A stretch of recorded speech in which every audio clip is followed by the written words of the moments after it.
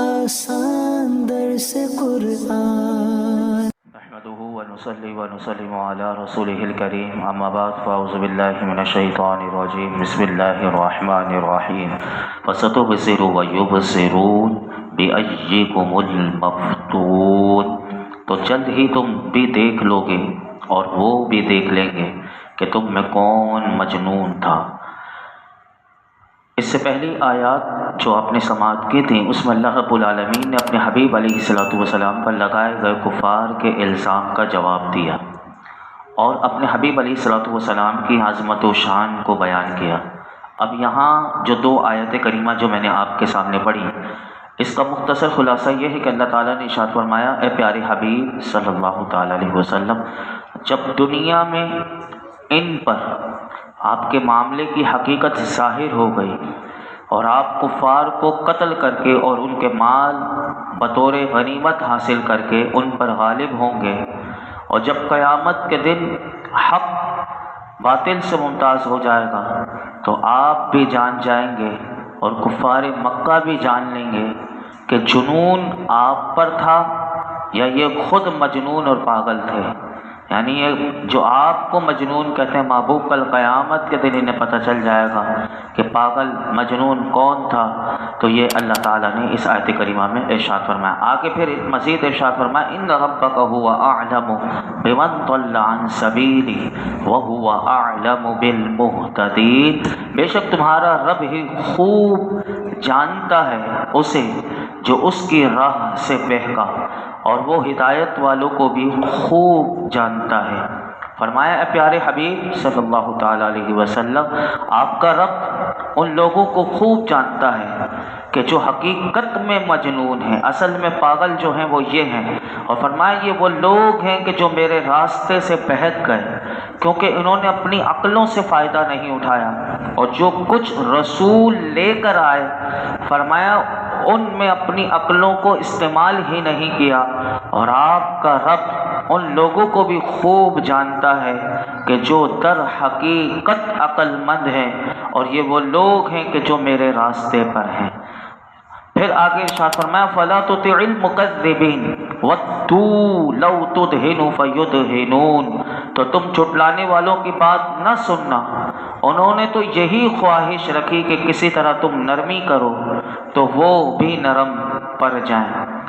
اس آیت کریمہ میں اللہ تعالیٰ نے ارشاد فرمایا، اے پیارے حبیب صلی اللہ علیہ وسلم، جب آپ پر یہ سب کچھ واضح ہو چکا تو آپ ان کی اس بات کو نہ ماننے پر ثابت قدم رہیں کہ آپ انہیں شرک سے روکنے اور بتوں کی مذمت کرنے سے باز آ جائیں، تاکہ ہم بھی آپ کی مخالفت کرنے سے باز آ جائیں، کیونکہ ان کافروں کی، ان مشرکین کی آرزو یہ تھی، تمنا یہ تھی کہ یہ نبی پاک صلی اللہ علیہ وسلم سے کیا کہنے لگے، اسی کا اللہ تعالیٰ نے آیت کریمہ میں ذکر کیا کہ وہ یہ کہنے لگے کہ آپ دعوت حق جو ہمیں دے رہے ہیں، اسلام کی دعوت، اور شرک کی سے روکنے کے لیے جو آپ ہمیں قرآن توحید بتا رہے ہیں، تو وہ یہ چاہتے تھے کہ اس میں کچھ نرمی اختیار کریں، یعنی اللہ کے محبوب سے یہ چاہتے تھے کہ آپ نرمی اختیار کریں تو وہ بھی آپ کی مخالفت میں جو سختی کر رہے ہیں وہ بھی ترک کر دیں گے۔ چنانچہ انہوں نے، ان نادانوں نے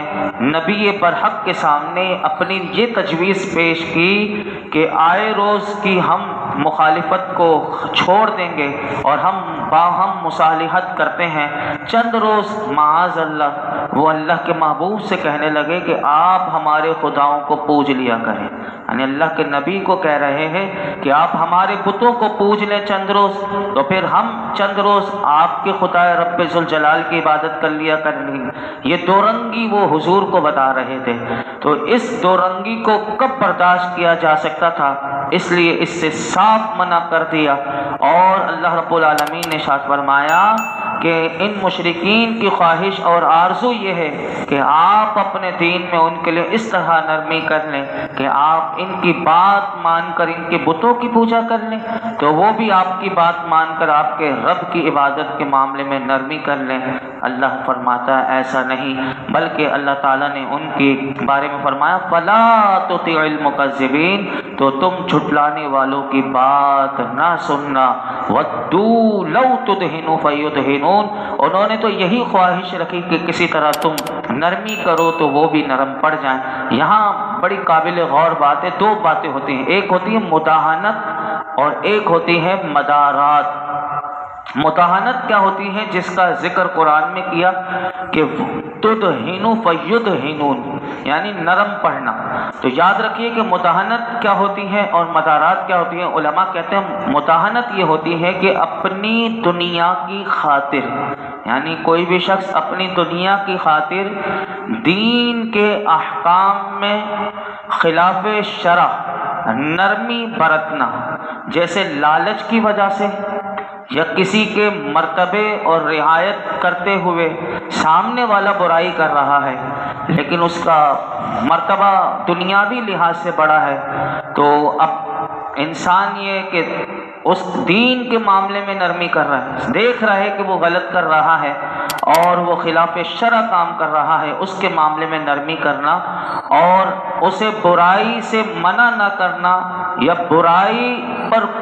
منع کرنے پر قدرت نہ ہونے کی صورت میں اس برائی کو اپنے دل میں بھی برا نہ جاننا، یہ مداہنت کہلاتی ہے۔ یعنی وہ جو کام کر رہا ہے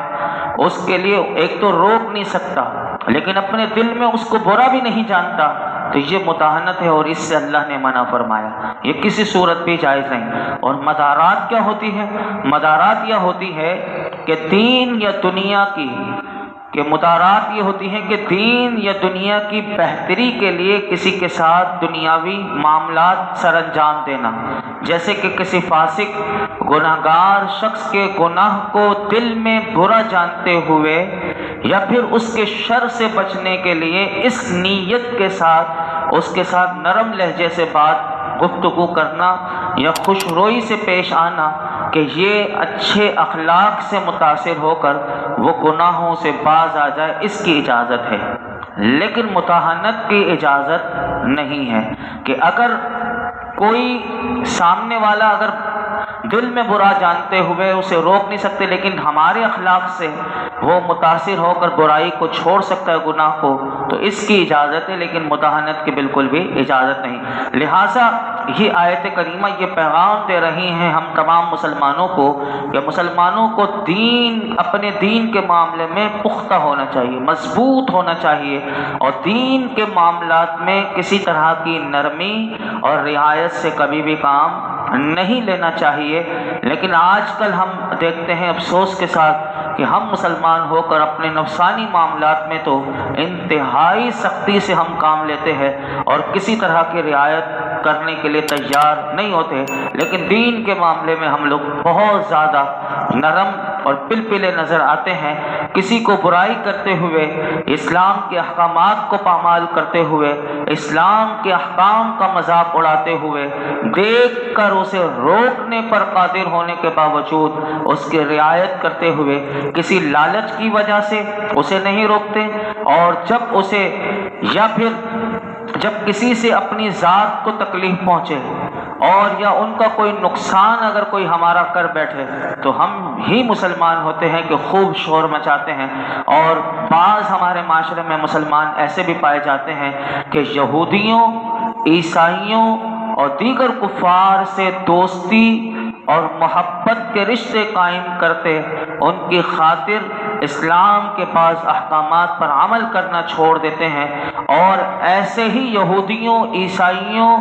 اور کافروں کی دوستی اور محبت اور ان کی خوشنودی حاصل کرنے کے لیے ہمارے معاشرے میں ایسے پائے جاتے ہیں۔ حکمرانوں میں سے بھی ہیں اور ہمارے معاشرے میں سے بھی ایسے لوگ ہیں کہ جو ان کی مذہبی رسومات میں شرکت بھی کرتے ہیں، ان کی مذہبی رسومات کا اہتمام بھی کرتے ہیں، ان کی ہاں میں ہاں اور ان کی مذہبی رسومات میں صرف ان کا اہتمام نہیں بلکہ باقاعدہ شرکت کرتے ہیں، اور اس کے ثبوت بھی سوشل میڈیا پر موجود ہیں، اور یہاں تک کہ انہیں مساجد میں بلوا کر مسلمانوں سے اونچا بٹھا کر ان کو انہی لوگوں کی تقریریں مسلمانوں کو سنواتے ہیں اور ان سے اتحاد اور یگانگت کا وہ کرنے کی کوششیں کرتے ہیں اور دیگر مسلمانوں کو ترغیب دینے کے لیے باقاعدہ پروگرام منعقد کروائے جاتے ہیں۔ حالانکہ یاد رکھیے گا کہ اللہ کا قرآن، اللہ کا پیغام ہمیں یہ ہے کہ فرمایا مسلمانوں کو اللہ نے یہ پیغام دیا کہ کفار ہوں یا مشرکین سے دوستی کرنے اور ان سے محبت کا رشتہ استوار کرنے سے اللہ نے ہمیں منع کیا اور اس سے بچنے کا بھی حکم دیا۔ کفار سے دوستی کرنا، کافروں سے دوستی کرنا، ان سے محبت کرنا، اللہ فرماتا ہے یہ منافقوں کی خصلت ہے۔ جو منافق ہوگا وہ یہ کام کرے گا۔ چنانچہ اگر آپ قرآن میں دیکھیں تو منافقوں کی خصلت کو بیان کرتے ہوئے اللہ تعالیٰ کیا ارشاد فرماتا ہے۔ اب دیکھیے کہ میں آپ کے سامنے قرآن و حدیث کو رکھتا ہوں کہ کیسے اللہ رب العالمین نے ارشاد فرمایا۔ الم تر الی الذین نافقوا یقولون لاخوانہم الذین کفروا من اہل الکتاب لئن اخرجتم لنخرجن معکم ولا نطیع فیکم احدا ابدا وان قوتلتم لننصرنکم واللہ یشہد انہم لکاذبون۔ کیا تم نے منافقوں کو نہ دیکھا کہ اپنے اہل کتاب کافر بھائیوں سے وہ کہ یہ کہتے ہیں کہ قسم ہے کہ اگر تم نکالے گئے تو ضرور ہم تمہارے ساتھ نکلیں گے۔ اس کی تشریح بھی پیچھے آپ سماعت کر چکے ہیں۔ یہ منافق جو مدینہ شریف میں تھے تو وہ یہودیوں سے، کافروں سے دوستی کرتے ہوئے وہ یہ کیا کہتے تھے، اللہ وہی بات ارشاد فرماتا ہے۔ کیا تم نے منافقوں کو نہ دیکھا کہ اپنے اہل کتاب کافر بھائیوں سے یہ کہتے ہیں قسم ہے کہ اگر تم نکالے گئے تو ضرور ہم تمہارے ساتھ نکلیں گے اور ہرگز تمہارے بارے میں کسی کا کہنا نہ مانیں گے، اور اگر تم سے لڑائی کی گئی تو ہم ضرور تمہاری مدد کریں گے، اور اللہ گواہی دیتا ہے کہ یقیناً وہ ضرور جھوٹے ہیں۔ یعنی منافق یہ جو دوستی کی وہ جو محبت کو آگے بڑھا رہے ہیں، فرمایا یہ جھوٹ بول رہے ہیں۔ منافق کا کام بھی جھوٹ بولنا ہوتا ہے اور کافروں سے دوستی کرنا بھی یہ منافقوں کا کام ہوتا ہے۔ اللہ نے اسی کو ذکر کیا اور مسلمانوں سے اللہ نے کیا فرمایا وہ بھی سن لیجئے۔ فرمایا یا ایھا الذین آمنوا، اے ایمان والو، لا تتخذوا الذین اتخذوا دینکم ہزوا ولعبا۔ فرمایا جن لوگوں کو تم سے پہلے کتاب دی گئی ان میں سے وہ لوگ جنہوں نے تمہارے دین کو مذاق اور کھیل بنا لیا ہے، فرمایا اوتوا الکتاب من قبلکم والکفار اولیاء واتقوا اللہ ان کنتم مؤمنین۔ تو فرمایا انہیں اور کافروں کو اپنا دوست نہ بناؤ، یعنی یہودیوں کو بھی دوست نہ بناؤ، عیسائیوں کو بھی دوست نہ بناؤ، اور کافروں کو بھی اللہ فرماتا ہے دوست نہ بنانا۔ فرمایا واتقوا اللہ، اگر تم اللہ پر ایمان رکھتے ہو اور اللہ سے ڈرتے ہو تو فرمایا کہ پھر ان کو کبھی بھی دوست نہ بنانا۔ اسی طرح ایک اور مقام پر اللہ تعالیٰ کیا ارشاد فرماتا ہے، ہم مسلمانوں سے پیغام ہے، یا ایھا الذین آمنوا لا تتخذوا الکافرین اولیاء من دون المؤمنین اتریدون ان تجعلوا للہ علیکم سلطانا مبینا۔ ایمان والوں، مسلمانوں کو چھوڑ کر کافروں کو دوست نہ بناؤ۔ کیا تم یہ چاہتے ہو اپنے اوپر اللہ کے لیے صریح حجت قائم کر لو؟ اسی طرح کافروں سے دوستی کرنے اور منافقوں کے بارے میں اللہ تعالیٰ ایک اور مقام پر یہ ارشاد فرماتا ہے، بشر المنافقین بان لہم عذابا علیما۔ منافقوں کو خوشخبری دو، کس چیز کی؟ کہ منافقوں کو اللہ فرماتا ہے ان کے لیے دردناک عذاب ہے۔ الذین یتخذون الکافرین اولیاء من دون المؤمنین، اور فرمایا کہ وہ جو مسلمانوں کو چھوڑ کر، اب دیکھیے اس میں مسلمانوں کے لیے پیغام، وہ جو مسلمانوں کو چھوڑ کر کافروں کو دوست بناتے ہیں،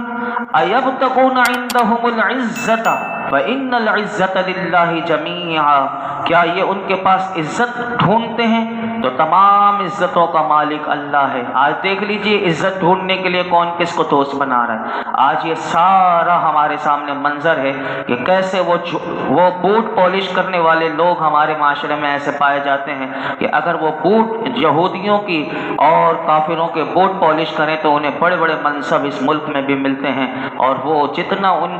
کی دوستیاں ان کی مضبوط ہوتی ہیں ان کے رشتے آگے بڑھتے ہیں، ورنہ اور وہ وجہ کیا ہے یہ عزت چاہتے ہیں۔ اللہ فرماتا ہے تم ان لوگوں سے عزت چاہتے ہو؟ فرمایا کہ ساری عزتوں کا مالک تو اللہ ہے، وہ جسے عزت دے تو وہی حقیقت میں عزت ہے، وہ کسی کو ذلت دے دے تو کوئی کسی کو عزت نہیں دے سکتا۔ اور برائی ہوتے ہوئے دیکھ کر اس سے نہ روکنے والوں کے بارے میں ایک حدیث پاک میں آپ کے سامنے عرض کر کے اپنی گفتگو اسی آیت کریمہ پہ سمیٹتا ہے۔ ہم دو حدیث مبارکہ سن لیجئے اور پھر انشاءاللہ کل ہم نئے موضوع کے ساتھ آگے بڑھیں گے۔ اور ایسے شخص کے بارے میں اب 10 عیب اللہ نے گنوائے ہیں کہ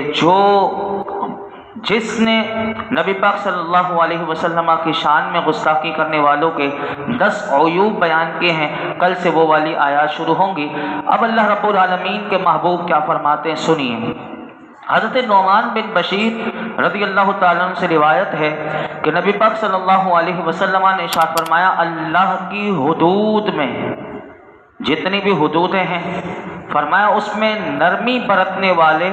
اور ان میں مبتلا ہونے والے کی مثال ان لوگوں جیسی ہے کہ جنہوں نے کشتی میں قرآن دازی کی تو بعض کے حصے میں کشتی میں نیچے والا حصہ آیا اور بعض کے حصے میں اوپر والا حصہ آیا۔ اب نیچے والوں کو پانی لینے کے لیے اوپر والوں کے پاس جانا ہوتا تھا، اوپر والوں کو نیچے والوں کا پانی گزرنے کی وجہ سے اذیت ہوتی تھی کہ یہ پانی لینے کے لیے ہمارے پاس کیوں آ رہے ہیں۔ ایسا ہمارے معاشرے میں بھی ہوتا ہے، لیکن دیکھیے کہ اس میں کیا ہے کہ برائی ہوتے ہوئے دیکھ کر اس سے نہ روکنے والوں کی مثال حضور نے ہمیں سمجھائی۔ فرمایا کہ نیچے والوں کو جب وہ اوپر والوں کے پاس پانی لینے چاہتے ہیں تو اوپر والوں کو نیچے والوں کے پانی لے کر گزرنے کی وجہ سے اذیت ہوتی ہے تو انہوں نے اسے زحمت شمار کیا۔ تو اب وہ نیچے والے سمجھ گئے کہ ہمیں تکلیف ہو رہی ہے، یعنی ان اوپر والوں کو ہماری وجہ سے تکلیف ہو رہی ہے، تو نیچے والوں نے کیا کیا؟ میرے آقا فرماتے ہیں کہ نیچے والوں میں سے ایک شخص نے کلہاڑا لیا اور کشتی کے نچلے حصے میں سوراخ کرنے لگا۔ اوپر والے اس کے پاس آئے اور کہنے لگے تجھے کیا ہو گیا ہے؟ اس نے کہا میری وجہ سے تو میں تکلیف ہوتی تھی اور پانی کے بغیر تو گزارا ہے نہیں، اس لیے میں کشتی میں سوراخ کر رہا ہوں تاکہ مجھے پانی حاصل ہو جائے اور تمہاری بھی تکلیف دور ہو جائے۔ اب اللہ کے محبوب فرماتے ہیں کہ پس اگر انہوں نے اس کا ہاتھ پکڑ لیا تو اسے بھی ڈوبنے سے بچا لیا اور خود بھی بچ جائیں گے، اور اگر اسے چھوڑ دیا کہ وہ کشتی میں سوراخ کرے اور کشتی میں سوراخ کرنے کے لیے اسے چھوڑ دیا اور سوراخ کرنے سے منع نہیں کیا تو میرے آقا فرماتے ہیں اسے بھی ہلاک کریں گے اور اپنی جانوں کو بھی ہلاک کر بیٹھیں گے، کیونکہ کشتی بچے گی نہیں اور وہ ڈوب جائے گی۔ تو یہ ہے برائی سے نہ روکنے والوں کا انجام جو معاشرے میں پھیلتی چلی جا رہی ہے کہ ہم اگر نہیں روکیں گے، ہمارے گھر میں جو ہوتا رہے، ہمارے معاشرے میں جو ہوتا رہے، پہلے جو لوگ تھوڑا بہت سیکھتے تھے لیکن لوگوں کو ٹوکا کرتے تھے، روکا کرتے تھے کہ تو نے یہ غلط کیا، برائی سے منع کرتے تھے، آج لوگ کہتے ہیں اپنی اپنی دیکھ، اپنا اپنا بس سیدھا کرو، اپنا مفاد دیکھو، تو یہ برائیاں پھر پھیلتی چلی جا رہی ہیں۔ اور آخر میں ایک اور حدیث پاک سنیے، حضرت ام سلمہ رضی اللہ تعالیٰ عنہ سے روایت ہے کہ رسول اللہ صلی اللہ علیہ وسلم نے ارشاد فرمایا عن قریب تم پر ایسے بادشاہ مسلط ہوں گے کہ جن سے تم نیکی بھی دیکھو گے، اور تو جس نے ان کی برائی کو برا کہا، یعنی جس بادشاہ وہ نیکی بھی کریں گے وہ برائی بھی کریں گے، میرے آقا فرماتے ہیں تو جس نے ان کی برائی کو برا کہا تو وہ بری ہوا،